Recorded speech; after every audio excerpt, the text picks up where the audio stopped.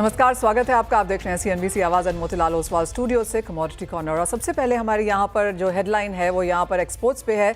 GeM jewellery exports, अगर आप जुलाई के महीने में देखें तो यहाँ पर अच्छी खासी बढ़त देखने को मिली है।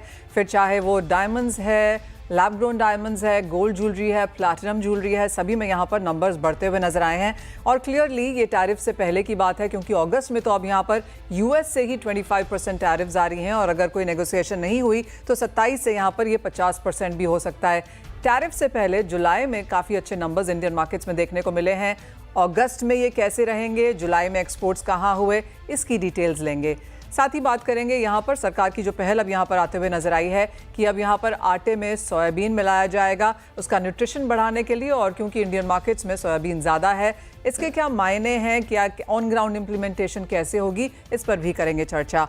हमारे साथ जुड़ रहे हैं GJPC के ex chairman Colin Shah, Kedia advisory से Ajay Kedia and roller flour mills federation India के प्रेसिडेंट नवनीत चितलांगिया। आप सभी का कार्यक्रम में स्वागत है। शुरुआत यहाँ पर सोने चांदी के साथ कर लेते हैं, क्योंकि एक तो प्राइसेस में सपोर्ट है, बाजारों ने इन्फ्लेशन को यहाँ पर रिएक्ट किया है, और दूसरा नंबर्स काफ़ी स्ट्रॉन्ग है। लेकिन प्राइसेस की सेंस पहले आपसे ले लेते हैं। अजय, कैसे देखते हैं आप गोल्ड के प्राइसेस इन करंट लेवल्स पे? नमस्कार मेजर जी, आपको और सभी दर्शकों को दो अच्छे पर्व है, एक इंडिपेंडेंस डे और जन्माष्टमी, उनका बहुत बहुत बधाई। तो सबसे पहले अगर सोने की बात करें तो एक पर्व और भी है इंटरनेशनल में, जिसमें हम डोनाल्ड ट्रंप और रशियन प्रेसिडेंट पुतिन को मिलते हुए देखेंगे। उसमें क्या आउटकम आएगा ये काफी इम्पोर्टेंट रहने वाला है। तो 2-3 दिन की छुट्टी तो नहीं बोलेंगे हम मार्केट वालों के लिए, ग्लोबल एस्पेक्ट क्या है, तो उसी को देखते हुए आज गोल्ड बिल्कुल सुस्त रेंज में ट्रेड करता हुआ दिखाई दिया है। डोमेस्टिक मार्केट में भी हम देख रहे हैं कि 1 लाख 1,500 के बीच में ही ट्रेड कर रहा है, क्योंकि कल बड़ा दिन होने वाला है कि इनकेस अगर सीज फायर होती है या कंडीशनल सीज फायर भी होती है तो ये गोल्ड के लिए अच्छा नहीं रहेगा। लेकिन उम्मीद मुझे लगता है कि कोई सीज फायर होनी नहीं है, बिकॉज जो कंडीशंस अब तक हमने देखी है वो बहुत ही ज्यादा रिजिड है। और लेट्स सी के अभी ये 3 बड़ी डोनाल्ड ट्रंप और पुतिन अगर बैठते हैं तो कहीं ना कहीं कुछ आउटकम तो लेके आएंगे। इसके लिए मार्केट भी एक सीमित दायरे में ट्रेड करता हुआ दिखाई दे रहा है। सेकंड, हमने इन्फ्लेशन के नंबर में थोड़ा कूल ऑफ आते हुए देखा है, जिसके चलते एक उम्मीद है कि सितंबर में 0.25 का रेट कट और उसके बाद भी कंटिन्यू रेट कट रहेगा। बट मेरा मानना है कि अगर 0.5 तक का अगर रेट कट आता है पूरे साल भर में 2025 में, तो ये गोल्ड के लिए अच्छा नहीं है, बिकॉज ऑलरेडी मार्केट ने उस चीज को डिस्काउंट कर रखा है। लेकिन अगर 0.5 के बियॉन्ड जाता है, मतलब 0.25% की रेट कट तक आ जाता है, तो कहीं ना कहीं थोड़ा बहुत सपोर्टिव रहेगा। तो कुल मिला के मुझे लगता है कल के बड़े ईव से पहले मार्केट एक दायरे में रहेगा, जहां पे इंटरनेशनल में मुझे लगता है प्राइजेस 3320 से लेकर 3380 के ब्रॉडर रेंज में रहेगा। कोई बड़ी पोजीशन कैरी ना करे, बिकॉज बड़ा मोमेंटम देख सकते हैं डोमेस्टिक मार्केट में। मेरा मानना है कि 1,01,000 के ऊपर टाइमिंग सस्टेनेबल नहीं है, तो वहां पे छोटी बिकवाली करके चलिए। इमीडिएट सपोर्ट 99,500 तक का मुझे लग रहा है एक दायरा रहेगा, बट वेट एंड वॉच करना चाहिए। थोड़ा सा सुस्त जरूर है, लेकिन लाख के ऊपर सोना आपकी स्क्रीन पे यहाँ पर है। और जैसे कहा जा रहा है कि लॉन्ग वीकेंड हमारे लिए है, अंतर्राष्ट्रीय बाजारों के लिए नहीं। 15 अगस्त का दिन काफ़ी इंपॉर्टेंट इस लिहाज से भी है कि US और रशिया के प्रेसिडेंट्स मिलने वाले हैं। वहाँ से क्या निकल के आएगा, उसका इम्पैक्ट सभी एसेट क्लासेस में देखने को मिलेगा। और हमारे बाजार बंद है, लेकिन कल यहाँ पर सोना चांदी अंतर्राष्ट्रीय बाजार में रिएक्शन देता हुआ जरूर नजर आएगा। चांदी कैसे देखेंगे अजय करंट लेवल्स पे? देखिए, एज कम्पेयर टू गोल्ड, चांदी मुझे काफी स्ट्रांग दिखाई दे रही है। जिस ढंग से गोल्ड सिल्वर रेशियो 107 से अब 87 पे आ चुका है, करीबन 20% की बड़ी करेक्शन है। ये दर्शाता है कि चांदी सोने को आउट परफॉर्म करते हुए दिखाई देगी। कल के सेशन में भी हमने देखा कि चांदी 1% से ज्यादा की तेजी, जबकि सोना फ्लैट ट्रेड करता हुआ दिखाई दिया। हालांकि बड़ी तेजी के लिए $40 या 3950 का जो रिसेंट हाई था वो तोड़ना बहुत जरूरी है। डोमेस्टिक मार्केट में रुपए की गिरावट की वजह से मे भी पॉसिबल है कि हम 116-116,500 तक देखें। बट अगर गोल्ड में गिरावट आती है तो चांदी भी थोड़ा सा एक नैरो डाउन हो सकता है 1,11,000 1,12,000 तक। तो कोई भी बड़ी पोजीशन बनाने के लिए थोड़ा वेट कीजिए। मुझे लगता है कि अगर थोड़ा बहुत पॉजिटिव, मुझे लगता है कि कंडीशनल सीज फायर तक पहुंच सकते हैं कल की डील में, जिसकी वजह से बार बार में 2 दिन में हम देख रहे हैं दबाव है। तो आज के लिए इंट्राडे में मुझे लगता है जब तक 1,15,000 के करीब बेचिए, 1,15,800 का स्ट्रिक्ट स्टॉप लॉस लगाइए, 1,13,800 का टारगेट रहेगा। बट ये बिल्कुल इंटरडे के प्रोस्पेक्टिव से बता रहा हूँ। लंबे समय में अगर हम ईयर एंड तक की बात करें तो अभी भी ऊपर में $42-43 और डोमेस्टिक मार्केट में 1,30,000 का लेवल आराम से दिखा सकता है। बट आज कल के बड़े इवेंट से पहले आज मार्केट साइडवे टू नेगेटिव रहेगा। ऑफ कोर्स आज का दिन, ये वाला वीकेंड यहाँ पर काफ़ी इंपॉर्टेंट है कि सोने चांदी में हम क्या बनता हुआ देख पाएंगे।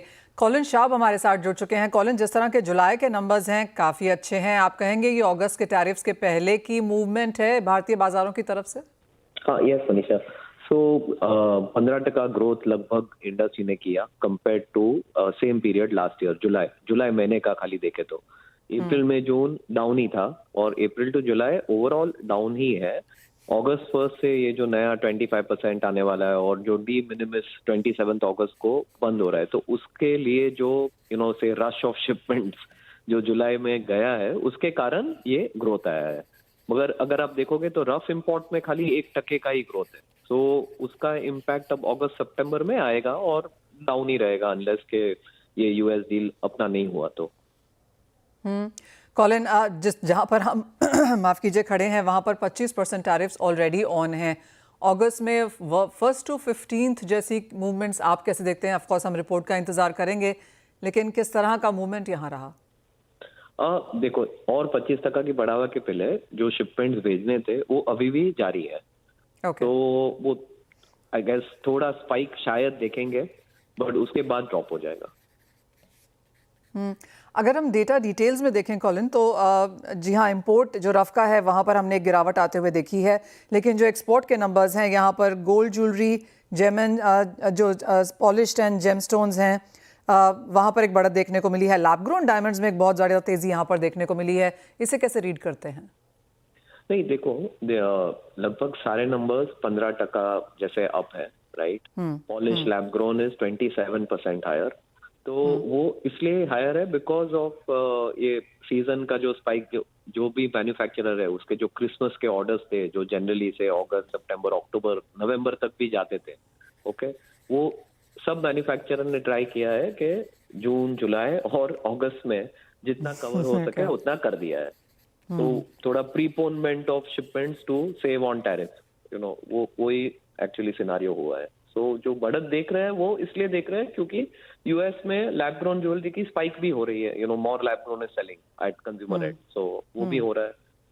और ये जैसे टैरिफ से अगर रहा ही तो कंज्यूमर तो उसको अगर $1000 स्पेंड करना है तो वो 1000 ही करेगा, तो शायद लैब ग्रोन और बिकेगा।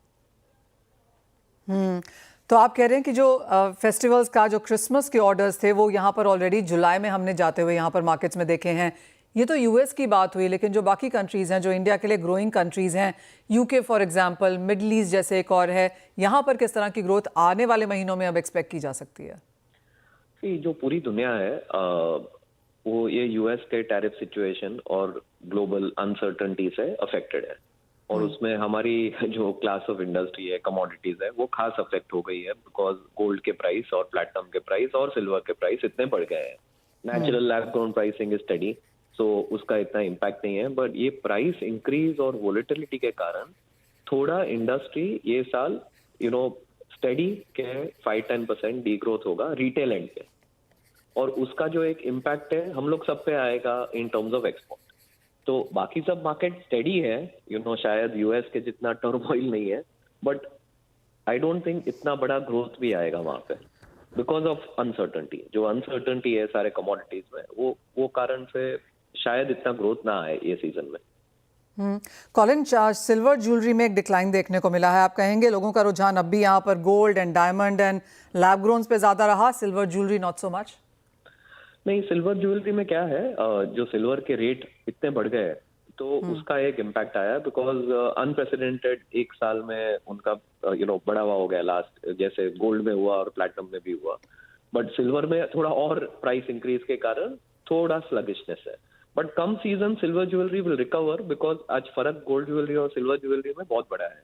तो मैं नहीं सोच रहा हूँ कि सिल्वर ज्वेलरी में कुछ डीग्रोथ आएगा, शायद बढ़ावा आएगा, but as the months unfold अपने को और मालूम पड़ेगा। एक फाइनल सवाल है, आप इंडियन मार्केट्स कैसे देखते हैं? ऑफ कोर्स इंटरनेशनल में अब आगे जाकर थोड़ा सा स्ट्रेस देखने को मिल सकता है डिपेंडिंग कि टैरिफ किस मोड़ जाते हैं, लेकिन भारतीय बाजारों में अगले 3 महीने इंपॉर्टेंट हैं। क्या यहाँ पर एक ग्रोथ बनता हुआ देखेंगे?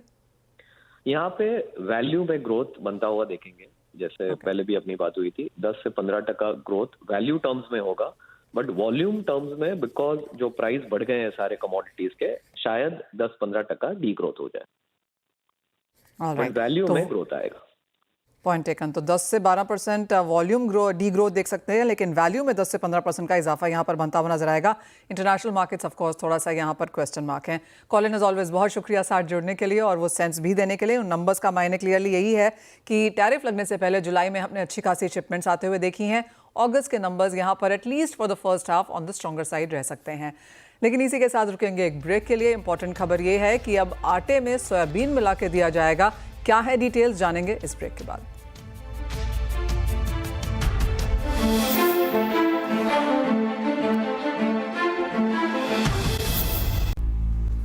सरकार भारत आटे में सोया मील मिलाने की तैयारी कर रही है। सूत्रों से मिली जानकारी के मुताबिक नेफेड को इसकी जिम्मेदारी भी दी जाएगी। इसका बाजार पर क्या असर होगा, इस पर बात करने के लिए rule of flower millers federation of India के प्रेसिडेंट नवनीत चितलांगिया हमारे साथ हैं।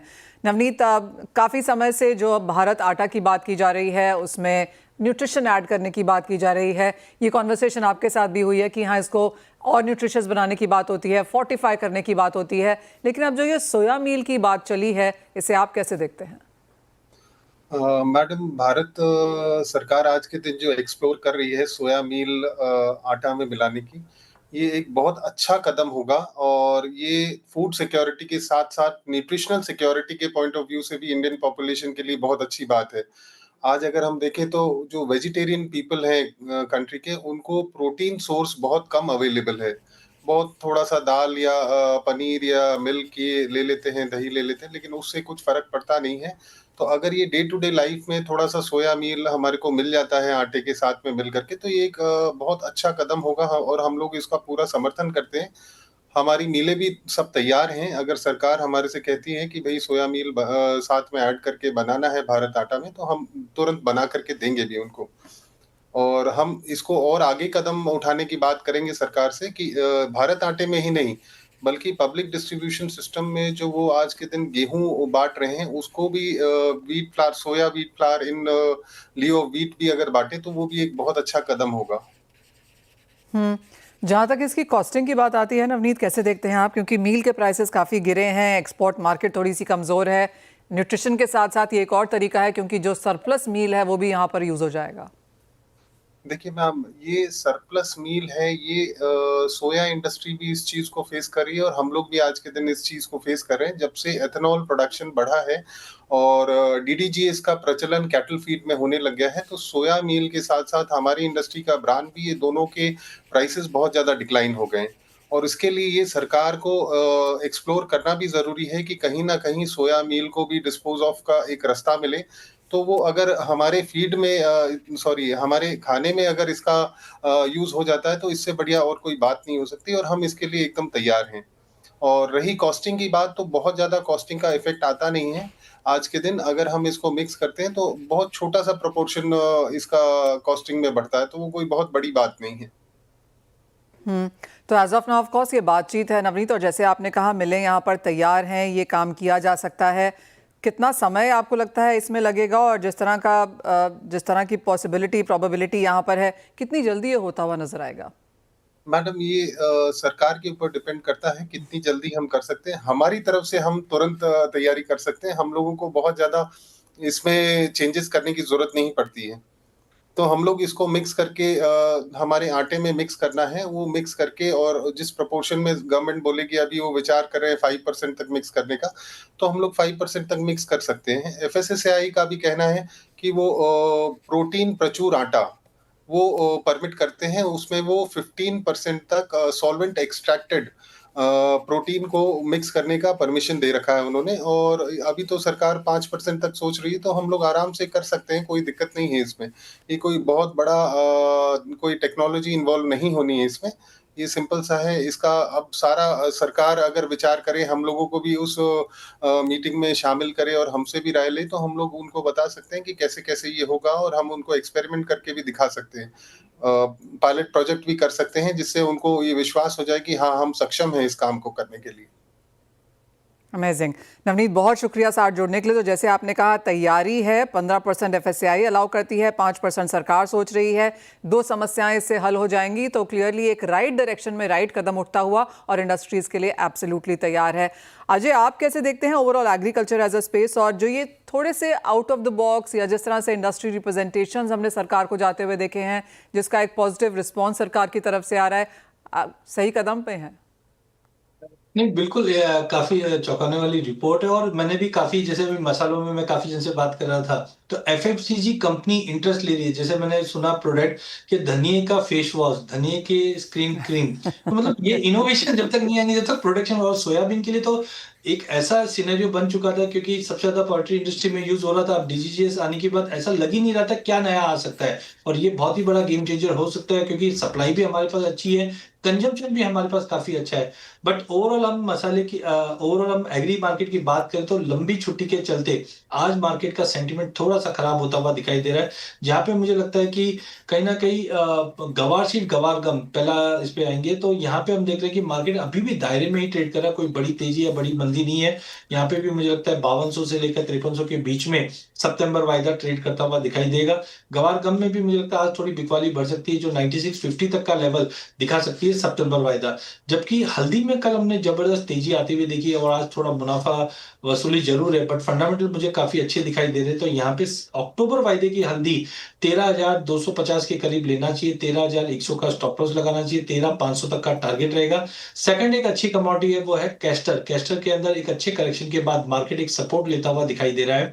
यहाँ पे आप सितंबर वायदा 6600 पे लेके चलेंगे, 6550 का स्टॉप लॉस लगाएंगे। अगले एक हफ्ते का भी व्यू लेके चलते हैं तो मुझे लगता है कि 6750 तक का भी लेवल हम कैस्टर में देख पाएंगे। अजय, मैंने वो सारे लेवल सुने ही नहीं। मैंने हल्दी फेस वॉश और फेस क्रीम सुना था, धनिया face cream and face wash नहीं सुना था। मैं अभी भी उसके बारे में यहाँ पर सोच रही थी, पर इसके बारे में पढ़ना पड़ेगा। बहुत शुक्रिया अजय, एज ऑलवेज साथ जुड़ने के लिए, और आपको भी त्योहारों की बहुत बहुत बधाई। वाले इसी के साथ एक ब्रेक का समय है, लौटेंगे तो बात करेंगे यहाँ पर फ्यूचर्स एक्सप्रेस पर।